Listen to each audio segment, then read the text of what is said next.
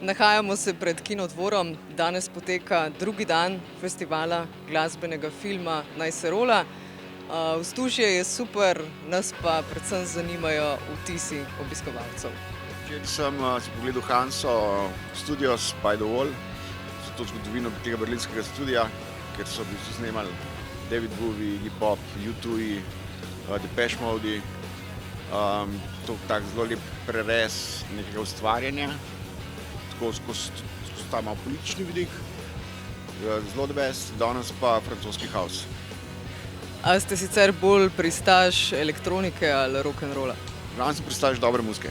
Kar mene zadeva, imam dosti tak filmski večer, no najprej se je začel s francoskimi valovi, zdaj pa sledi še Studio 54, tako da najprej malo elektronke, zdaj pa gremo na disko. Meni je bilo v bistvu zelo zanimivo, kako so na nek način prikazali, na zelo zanimiv način prikazali te začetke rave scene v Franciji, ker sem dobil občutek, da z teh posnetkov, recimo, kako obiskovalci uživajo oziroma kako plešejo na to glasbo, sem nekako videl, da pravzaprav ne znajo plesati na to glasbo, da mi je to bilo nekaj novega, nekaj zanimivega. Tam vidite recimo posnetke ljudi z leder jaknami, recimo moj stil, in se vse sebe predstavlja, kako bi v bistvu leta 1989 v Franciji na rejvu, kako bi jaz to glasbo dojemal. In to mi je bilo v bistvu zelo zanimivo, zelo avtentični posnetki tega. Moja muzika se je začela z Donno Summer, Boniem in tako naprej. Ne?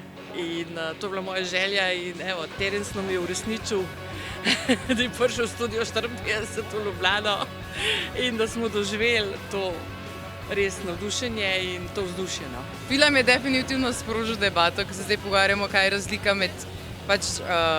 razlika med tem časom, ko smo gledali v filmu, pa kaj je danes.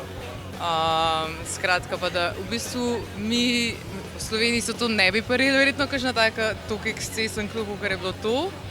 Ampak se mi zdi, da tudi mentaliteta je zdaj malo drugačna, da pač se ne uživa toliko, da smo si navajeni sam ful delati in za majhen denar, tako da ni tega ekscesa, ni, ja, tako.